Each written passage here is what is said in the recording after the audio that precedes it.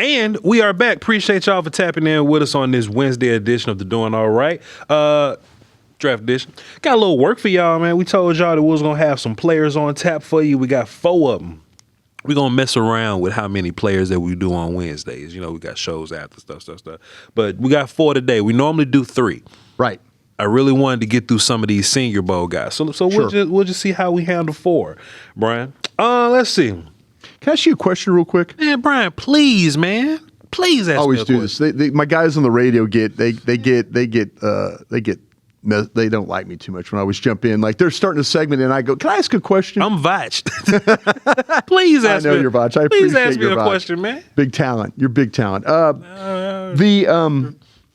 When it comes to these Senior Bowls and the East-West games and the stuff like that, do you have a specific plan for how you look at these? And is it one of those things that do you appreciate the competition and really don't downgrade somebody that might be struggling a little bit? And then, you know, how do you navigate the All-Star weekends? Brian, let's be honest. And these are some things I can't say on other platforms because, you know, we try to be friendly with the peoples over there and the sponsors. Yeah. Senior Bowl is. By the way, sponsors be welcome over here. If man, they want. please. Yeah, Look, if you're watching the show, yeah, we watch, but we welcome your sponsors. It'd be nice. We'll make it look good. Yeah. The Senior Bowl got a lot more top 100 talent. Yeah. Drew Fabianich. So at this point, that matters most to me. Sure. So I'm really into the Senior Bowl now. Right. I know people want to hype the Shrine Bowl up and make it a big deal. And look, it's a big deal for somebody. But I look at these 2 events much differently. Right. I look at the Senior Bowl of, all right, let's see these guys, these top 100 or so guys. And there's some top 200s in there, but let's see good versus good. Right. Let's see what that looks like. Or let's see, this is my favorite, or let's see the miscellaneous kid that doesn't get the big looks. Yeah. Maybe he's projected in the 200s or so, or maybe he's from a small school. There you go. From a HBCU or something. There you go. Let's see him versus good talent. Right. You know what I'm saying? So that's so I hold Senior Bowl much higher because there's more talent there. Right. Shrine Bowl is like all top 300 guys, mostly. So what I do with the Shrine Bowl is I'll just wait to hear somebody that the Cowboys may draft. I'll break them down when they get here. I'll check out somebody. Oh, he's a Shrine Bowl guy. Now let me retroactively look back and see what they did at the Shrine Bowl. Right. So when I'm looking at Shrine Bowl guys, it's what you did in the past. I live in the moment with the Senior Bowl. Yeah. I'm always looking for tiebreakers. I'm always looking for tiebreakers and anything that can give me more information than I didn't have at first. For example, defensive tackle Caleb Banks. Yeah. From Florida. He's going to be a Senior Bowl guy. Right. He runs down the middle of people. Right.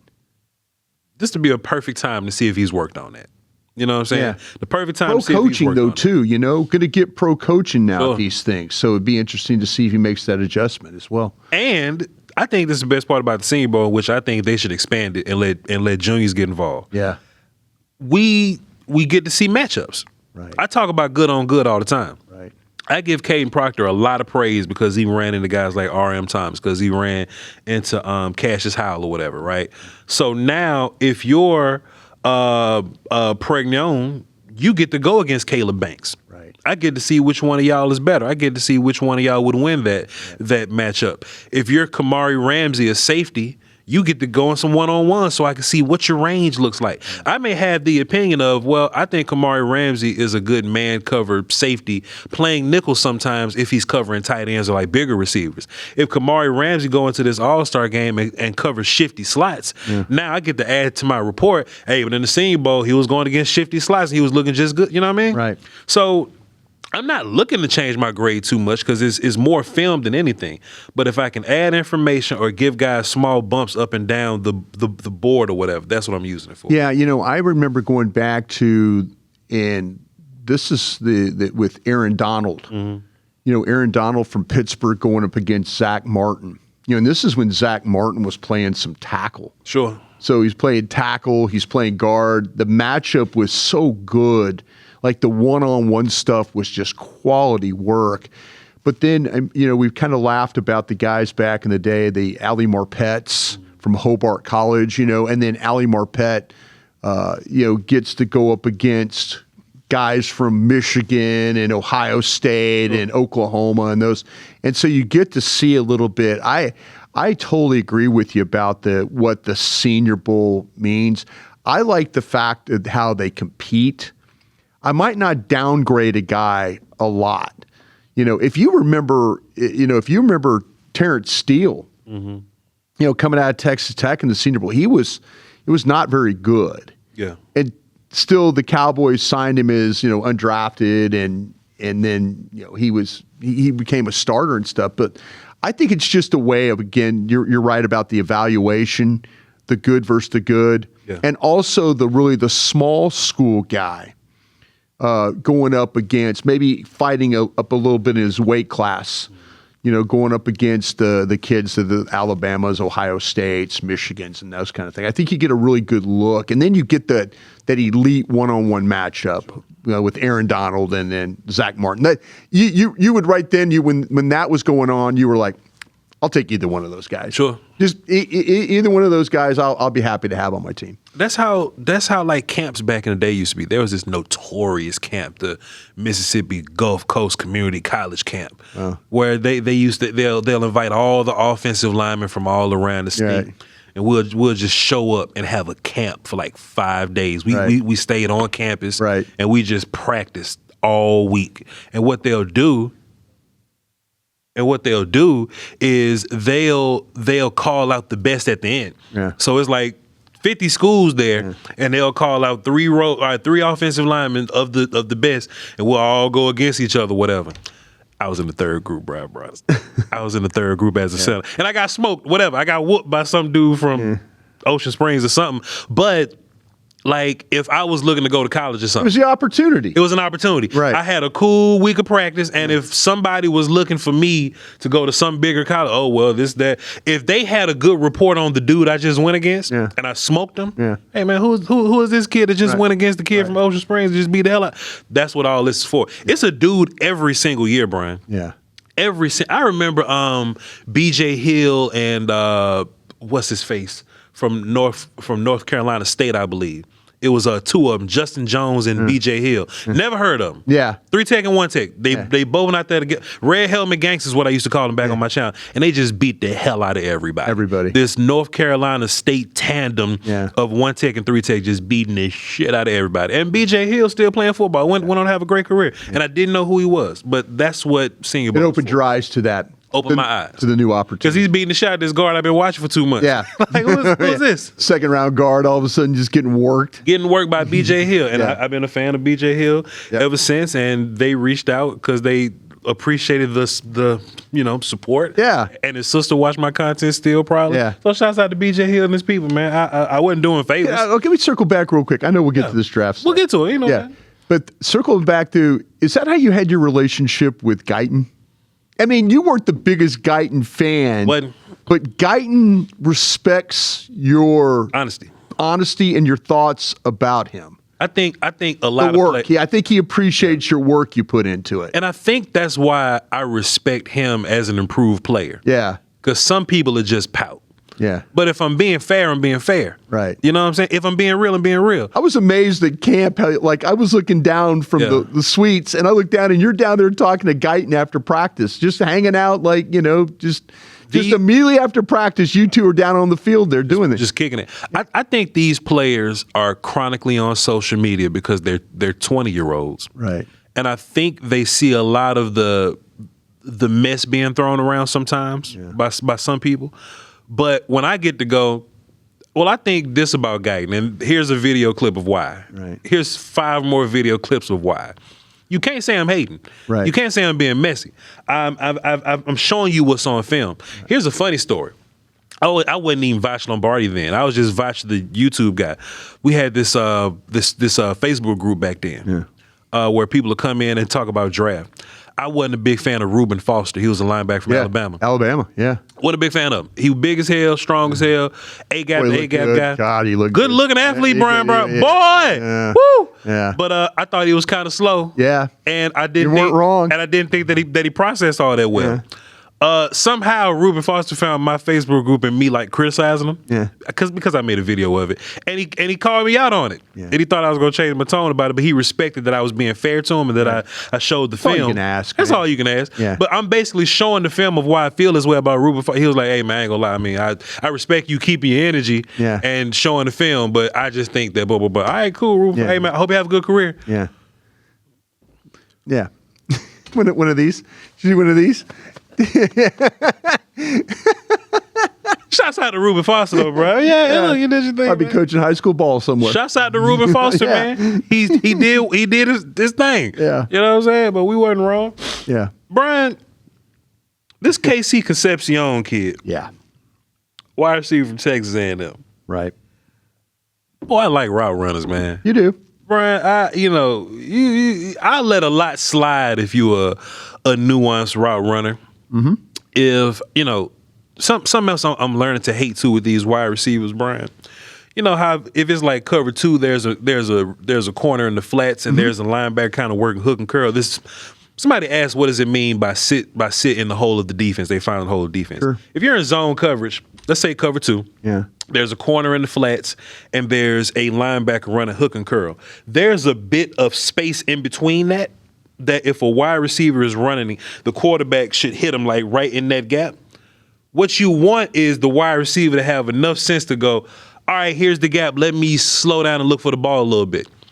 If the corner bails out and the wide receiver's running this way and the linebacker's running to the flats, if you're a good receiver, you just run past the linebacker and go, hey, I'm open. Yeah. I'm past the linebacker. Get to the window. Don't stop in front of the linebacker. Yeah, exactly. You know what I'm saying? Yeah. So some wide receivers just run the routes that they're asked. Mm-hmm. When we say quarterback friendly, okay, well, if it's 3rd and 11 and you called a 9-yard route for me, let me add 2 more inches to get to the first down line. You see what I'm saying? Right. Let me get a couple more inches. If I got to sit in this hole and a player is there, let me go past that player and show myself, hey, I'm being quarterback friendly. I'm navigating past this because the quarterback's thinking, keep going. Right. If you as a wide receiver can do that without the quarterback telling you to do that, then you're a smart wide receiver. You're quarterback friendly. You find the holes in the defense, so the soft holes in the defense. That's what KC Concepcion does, Brian. He's one of those guys. Great hands catcher. I think he's a yak guy too, Brian. Yeah. Get the ball in his hands. He makes something happen after that. I think there's a vertical element to his game as well, Brian. It's not a whole bunch you can do with him from the slot in terms of that vertical element, but they'll line him up outside and do some vertical stuff with him. I don't know what that looks like on the league, but it is what it is. Plays everywhere. Probably a slot guy. They like to give it to him quick and let him make things happen. And my last line is kind of small, though. I wonder what that means. Yeah. But yeah, that's KC Concepcion for me, Brian. I got a 2 on him. I got him below Surratt, but I only got Surratt higher because they're similar, but Surratt's a little bigger. Yeah. You know what I'm saying? Concepcion is a better yak guy, but he's smaller. You know what I'm saying? Right. But that's kind of where I got him in the 2s, Brian. Yeah, we had this discussion yesterday on the stack about these two when you talk about Surratt and Concepcion. Which one of them do you think is the guy that separates the best as a receiver? So when we talk about separation, it's a part of your route running and how you set it up or whatever. Right. But then it's your physical tools. Right. Concepcion is a little more bursty off of his breaks. Sure. I think Surratt is the better route runner. Yeah. You know what I'm saying? Yeah. So Surratt's route running and getting open, his open window might be shorter. Yeah. But he'll get open though. He's just not going to move as bursty as Concepcion would. Concepcion will just fly out of the break. Yeah. You know what I'm saying? So I would say Concepcion gets open, separates a little better. I would think so too. And I think you're right about the little bit more of the burstier type of a player. I'll tell you where I'm really impressed with this guy is there's a real toughness to his game. For sure. I saw a ball, they threw a ball short at the 4-yard line against Mississippi State. And like he was dead to rights. Mm-hmm. and he just caught it and like put his head and shoulder down and just blasted through tackles to get to the end zone. You know, I really appreciate the toughness to his game and how he's almost like a running back catching the ball. Yes, sir. With the way he runs and I think that, to me, I think that Surratt might be the better route runner from Indiana. Yeah. I think this guy might be the more physical. God, it's bad to say because Surratt can be physical. He has to, but I kind of feel like this guy has more of that skill after catch Surratt's to make bigger. people miss. Surratt's bigger, but KC puts his body on the line a little more. That's what, But he's smaller, though. So is that going to impact him a little bit? You know, the numbers say he's 5'11", 190. That's what we're working with right now. Yeah. You know, that's kind of down my... That's really 5'10", 185? It's my wheelhouse for some reason. That's my wheelhouse for these guys because we're going to talk about receivers that have got length and all that, and you're just like, nah, I don't know about that one. But, I do have Concepcion in the second round above Surratt. So I would agree with you on that particular one. I think they're right there though, Bryan. They both right there. Yeah. Bryan, why don't you tell us a little bit about Jake Slaughter, the center, our offensive lineman from Florida? Yeah, Jake Slaughter is it's one of these things where I remember with Jake Slaughter, we're kind of in an era now where all of a sudden we're having these light centers. Yeah. You know I hate that shit. I know you hate that. And I'm not a big fan of it either. But Jake Slaughter, listed at 6'4", 303 pounds, Senior Bowl participant here out of Florida. This guy started 33 games for the Gators. He's a two-time captain, all SEC first team.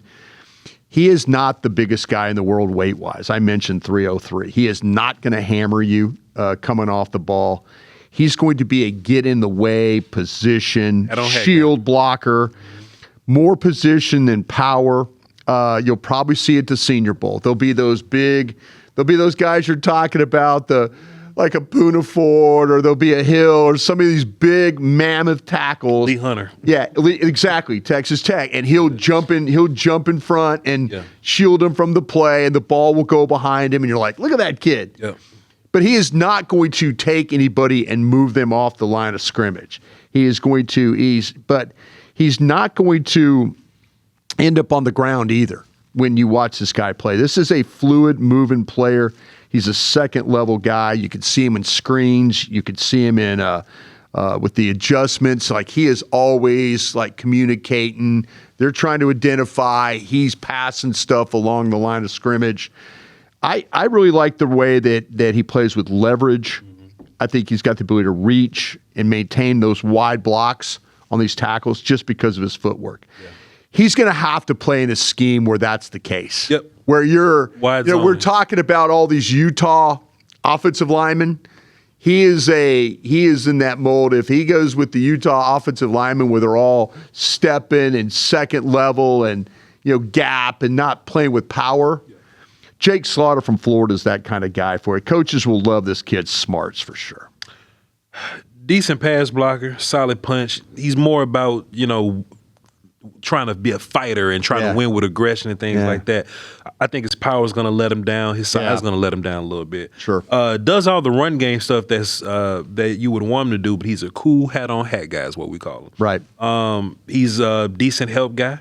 Looks for work. Not the best. I like the old looks for work bit. Looks for work guy and not the best athlete, but he get around. Yeah. That's Jake Slaughter, Bryan. Wasn't super impressed with him. I got a 3 on him. It might be a 4 by the time the process is over, but I'm just going to put him right there to be safe. You know what? I have a weird feeling that he might, like when they get to the combine. Yeah, he'll test cool. He'll look cool when they're like running around like they're doing the snap and then they're step and then they're having to pull wide and, get up on the bags. And Daniel Jeremiah will go, Jake Slaughter from Florida. Really good foot athlete, not the biggest guy, and you'll go, okay, but you'll see how he looks. I'm interested in how the Senior Bowl stuff plays, but like I say, he made a lot of starts at Florida. That you're looking at an experienced center right there for sure. I like him more than Gabe Jacas, though, Bryan. What's his name? Jacas? Jacus. These. I like him more than Gabe Jacas, though, Bryan. Yeah. They try to overwhelm us a little bit, Bryan. They're trying their best to. They're trying their best to have these good-looking guys. Yeah. He kind of falls into that. He kind of falls into that mode. We were talking the other day about Dennis Sutton from Penn State. Danny Dennis Sutton from Penn State.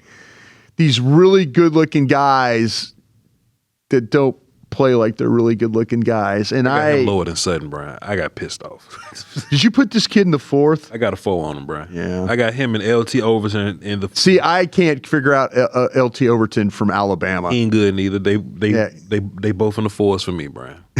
I'm in that mode right now where I'm trying to figure out. I asked my scout buddy about this, who goes to Alabama. What do you say? And he was like, he was what he was talking about was, he goes, this is a really highly rated guy. Boy. That doesn't play like a highly rated guy. And so why is he highly rated? He is. I mean, Texas A&M, he was a 5-star recruit. Yeah. I know we're kind of bouncing around here a little bit. My last line was this one. I said, might let someone else be a hero here. That's me. If you figure him out, and there's several of these edges is in the same category. In that same category. Senior Bowl guy too. And so I'm kind of in that. I'm kind of trying to like get an idea, and I really don't know where to place a guy. But Gabe Jacus, I mean, he's been a starter at Illinois since his freshman year. This isn't one of those. Oh, he started at Indiana and then went somewhere else. I mean, he has been a starter since his freshman year at Illinois. He's 6'3", he's 270 pounds. Those are the numbers. He looks good. Yeah. He looks good. I've seen him knock like Ohio State tackles back. Powerful hands. Very powerful Snappy hands. I mean, to the point where you're like going, okay, I get what you're talking about here. Snappy redirector is what I call him. Yeah. This guy also had 12 sacks this year. Sure did. But let me tell you what, 6.5 of those sacks were in the last 4 games. Rutgers, Maryland, Wisconsin, Northwestern. I studied Ohio State and Washington. He didn't get close. He got cleaned up in there. And I'm wondering, man, I'm thinking like, Gabe Jacus, like, you're a good looking dude and you're finding ways to like knock the Ohio State tackle back, but I just don't see it nearly enough. I mean, he rushes from a 2-point. He'll rush with the hand down. He does have a little bit of a burst, but he gives blockers problems because of his strength.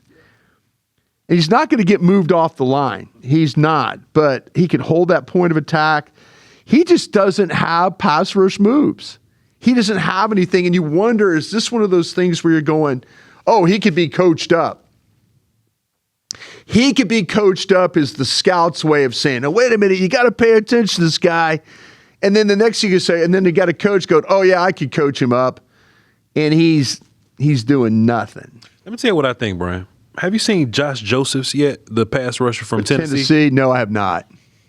He's a explosive, bendy type guy, right? Right.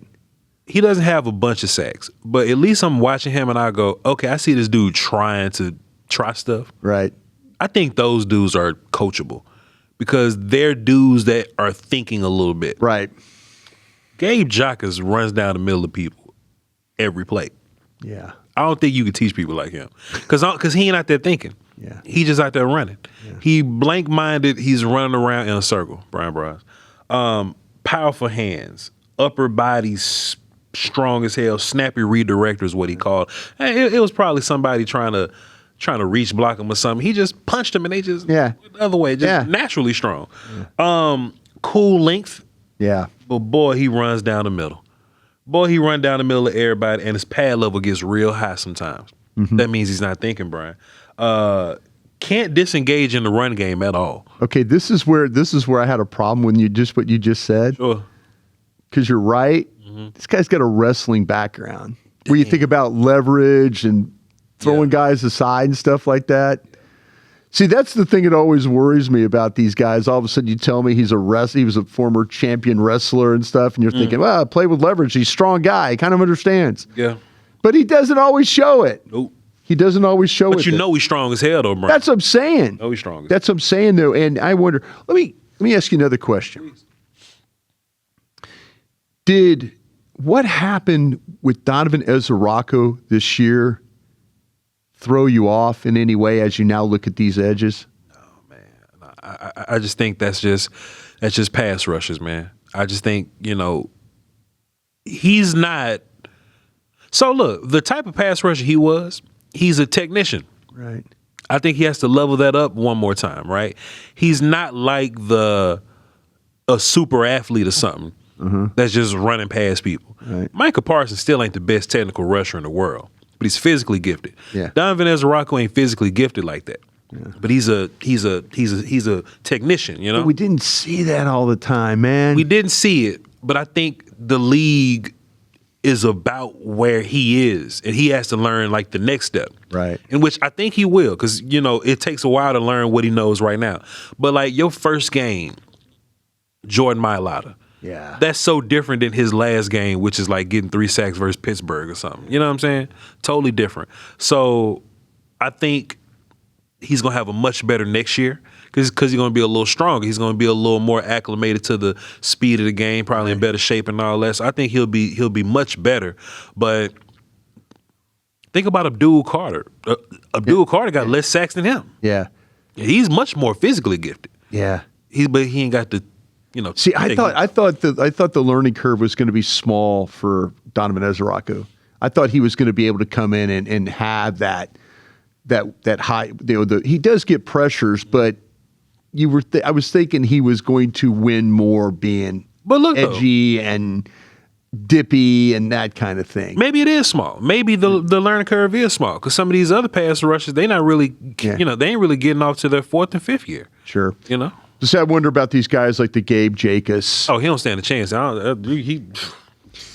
Is Gabe Jacas though? Do you play him do you think of him like a good like a left end odd front five? Yeah. In an even front left side defenseman. Yeah, where he could just play the run, where he can extend and do those things. Okay. Yeah. If he develops, he'll be a Dorrance Armstrong type guy. Yeah. If he develops. Yeah. But they're all those guys are kind of in that same. Yeah. They're all in that same mold, man. Dennis Sutton and Gabe Jacas and same dudes. Yeah. Now Bryan. Senior Bowl, they'll all be there. You can kind of sort them out. They'll be there. Now Bryan, you about to say a lot of good things about this next player, but it's not just because he's from LSU, Bryan. Yeah. This dude could play a little bit, Bryan. This dude could play. I actually watched a couple of safeties. Yeah. Over the past few days, just prepping for all this, and we don't have a day 2 pick or anything like that. Sure. But if the Cowboys find a way to move around from 20 and they can find a day 2 pick, and you don't get a chance to draft Caleb Downs, I think you got some options at safety, Bryan. But A.J. Haulcy, Bryan, please tell us about your LSU safety, A.J. Haulcy. I like him a lot. I'm not as high as you on him. What, Bryan? I'm not. Okay, we got to talk about Haulcy now, please. And I do. I have him in the 3rd round. What, Bryan? I do. Damn, what was it about Haulcy, Bryan? I think to me that he played as a true free safety for LSU. Oh. His body type to me doesn't scream true free safety. Cool. 6 foot, 222 pounds. Heck, he's as my Bill size. Parcells would say, he's a biscuit away from being a linebacker. Well, my size, yeah. Bryan, yeah. But he's a thicker guy. You know who he reminds me of, and this is going way back. I was with a guy named Leroy Butler, who's a Hall of Fame safety. Leroy was a corner that they moved to safety when he was with the Packers. It was Florida State.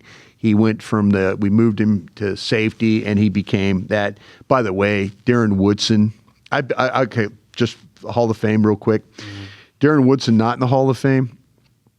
I've been with Leroy Butler. I've been with our guy in Philadelphia. Yeah. That's in the Hall of Fame. Sure. At safety. Darren Woodson's a better player than those two guys. Dawkins in there? Yeah. He's better than Butler, and he's better than Dawkins. I have the utmost respect for Butler and Dawkins. Love Dawkins' temperament, how important it is to him. Darren Woodson's a better player. deserves to be in the Hall of Fame. Yeah. This guy, though, is we're talking about is A.J. Haulcy from LSU. He's a double transfer, New Mexico, Houston. There's a thickly built guy right here, sure, and he's got some stoutness for the position. LSU played him as a true free. I think he's better near around the line of scrimmage. I think the awareness is really good. The playmaking ability is good. I would not call him the most fleet of foot guy. And but there is a willingness with him to come forward and make plays. He's got awareness, I say, for the position in where he needs to do. I think his eyes are good for the route reading stuff. I think that if you look at his career, he has been a turnover machine in the way that he has done this throughout his career. You could see him playing with the pre-snap. I respect the way he plays with his intensity. He's not always an up and down guy. You can use him in some ways. But I think the thing about it is if there's a weakness, it's his speed. Mm-hmm. I just don't see speed and I don't see quickness. Mm-hmm. And I wonder about that. He's not a twitchy guy, and he will struggle to stay with receivers when it comes to some of the man coverage stuff. If you put him in some man coverage situations, sure, I think it's a problem for him. I think he's a much better forward player than he is playing back. His change of direction, I think, is just okay. I know that's a terrible way of a scouting term. You shouldn't just say, "Oh, he's okay." That's not descriptive. I apologize to you guys, but it really is. It's all right. In this case, he is. It's very much what it is for him. He makes splash plays, but he also misses tackles. He does miss tackles. And his physical build reminds me of Leroy Butler, who played with Green Bay for us a while back. So I have him in the third round. I think there's some things you're going to like about him when you watch him with the turnovers. I think you're going to like the size. I don't think you're going to like the overall athletic ability with the way that if you have to play him in some coverage situations. Now, Bryan, let me ask you something. Mm-hmm. You say you got a 3 on him. Yeah, I do. If he was a strong safety, would he be a second-round grade? Oh, I list him as a strong safety. You got him listed as a strong safety? I do. I put Ramsey from USC above him. So if you look at my strong safeties, Downs in the first from Ohio State, Scott, Miami, second. Okay, you got Scott with the safeties. I got Scott with the safeties. I think that's important. I think I'm going to do that too. I think I'm going to put the Scott's not think. I did it. Scott's the safety for me. Because I'm going to go back and watch and you mentioned it yesterday, how you need to go back and watch some of these games.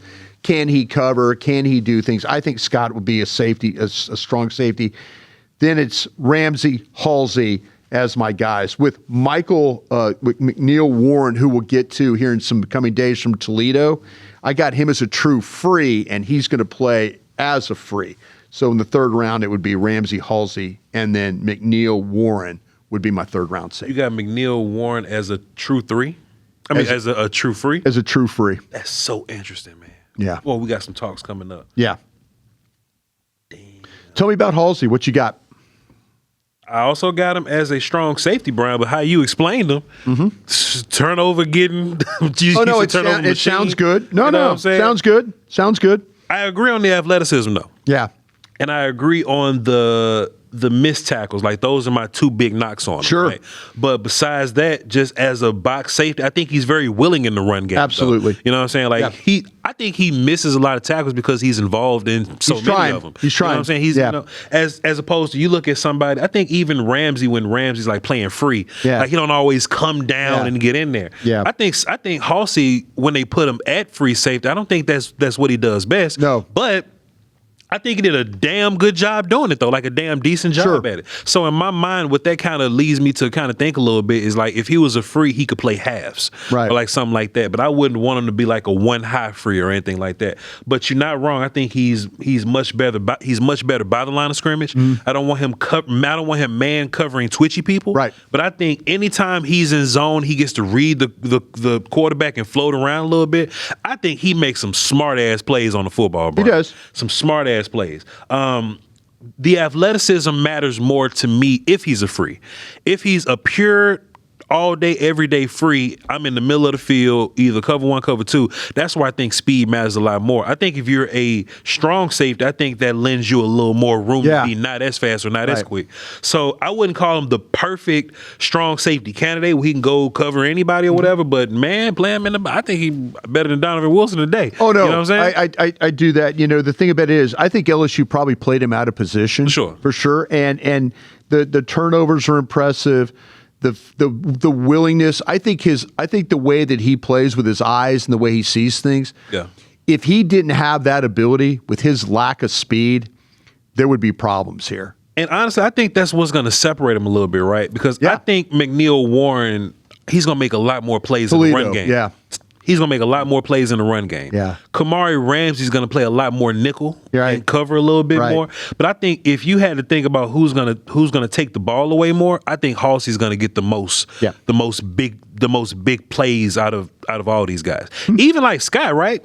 Scott may make a big tackle here or there. He may force a fumble somewhere, but you don't really see. I don't see Scott getting more picks than somebody that can see it well. This is where I think that Scott from Miami helps you. I think you can play him in the slot. Yeah. I think you can put him in some coverage. I think you can blitz him. Sure. I mean, Scott blitzing might be better than what Downs blitzing. I agree. Scott and McNeil Warren are really good blitzers. Yeah.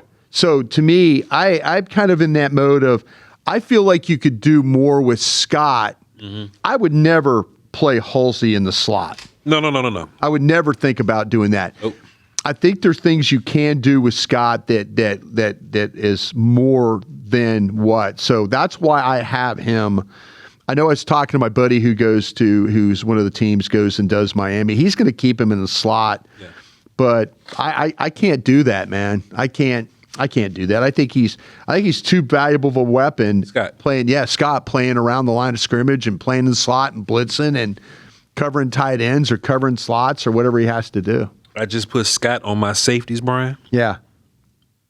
You inspired me to do it. It's the right thing to do. Yeah. Because I kind of think the same thing about him. I'll continue to look at my rankings or whatever. You know, Senior Bowl is about to happen. I mean, to me, I would not be surprised if Ramsey is taken though Haulcy's taken in the second. I would not be surprised. Yeah. Maybe late second. Yeah, but please don't go out there and run a 4.58.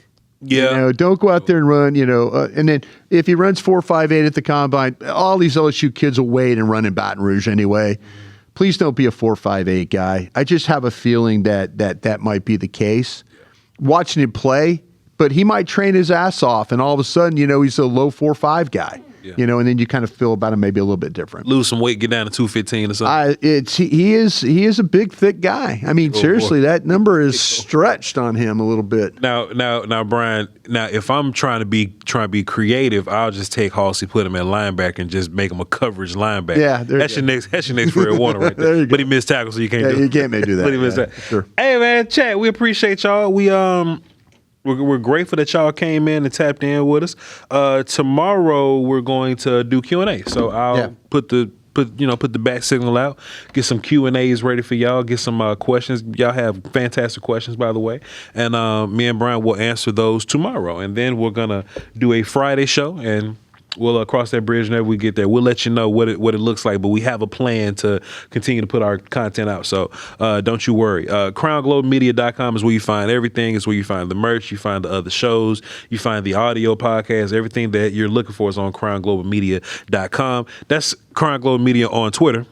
Yeah. Until he gets Bryan Broaddus going. And I'm Voch Pray for Lombardi, me, of please. course. Yeah, pray for Bryan. Pray for him. Wednesday, no stack today, so watch the previous episode of Stack that came out yesterday. All right, that comes on Tuesday and Thursday. I'll catch y'all next time. Crown.